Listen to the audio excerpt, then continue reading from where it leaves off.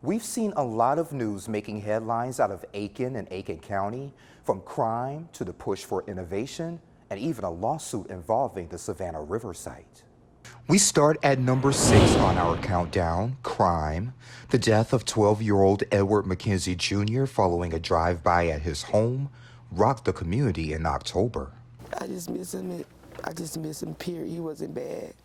He wasn't a problem boy. He was just a big old baby. He was a big old baby.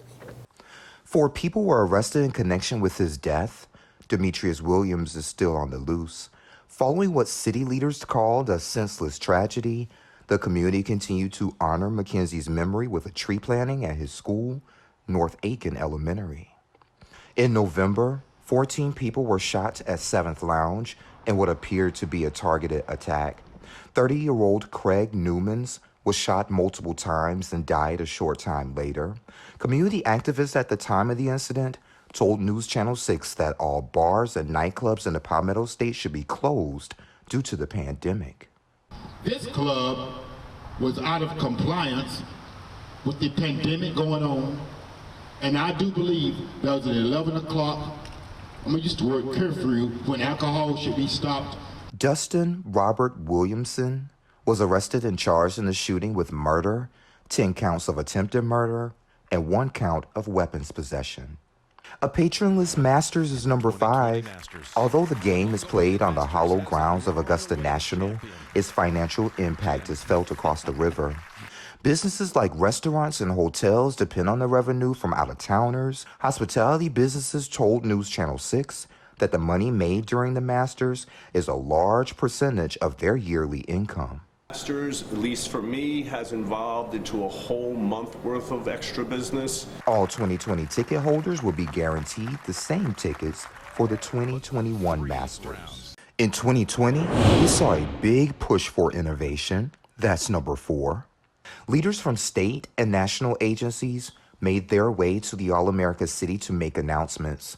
In September, News Channel 6 saw a 3D image of what could become the U.S. Department of Energy Advanced Manufacturing Collaborative.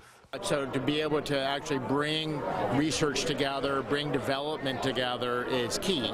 And so really the focal point is we got Savannah River National Lab here. We have University, South Carolina, Aiken here. There's been a lot of interaction in the past, and we wanted to accelerate that. The National Guard shared its vision for the cybersecurity Dreamport. Its goal, to build research in both cyber and technology, education, and workforce development. Both projects could begin in about 2 years. We saw changes in education at the Aiken County School District. That's number 3 on the list. In February, King Lawrence was named as superintendent.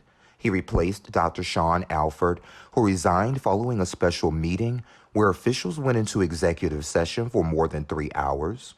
My issue is more so with the transparency on the board's part and the way that things played out. Prior to the announcement of Lawrence taking the helm, parents and educators expressed to the board that the next superintendent needed to focus on recruiting and keeping teachers and discipline.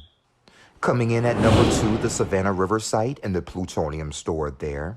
Years of litigation over plutonium waste at SRS ended in a $600 million settlement. Following the ruling, city leaders said the settlement money awarded should stay within 3 counties of the state, Allendale, Aiken, and Barnwell counties. The concern, state leaders may have a separate agenda, allowing the majority of the money to be awarded outside the SRS region. Of course, there needs to be a focus on this area because this is where the action has been. The Aiken Municipal Development Commission made its position known concerning the settlement. The group submitted a proposal to city and state leaders outlining what projects should be completed with that windfall. And as to be expected, the coronavirus pandemic is our top story of the year.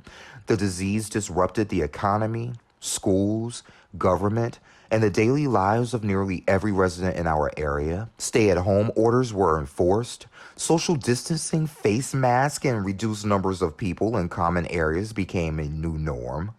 Aiken County saw high voter turnout during the election cycle.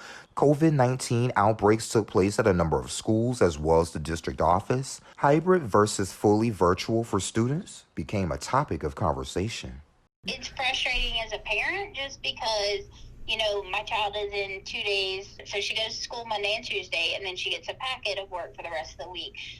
For one, it's not a full packet, like it's not a full day of instruction. And officials agreed to stay with the hybrid school model through January 15th, 2021.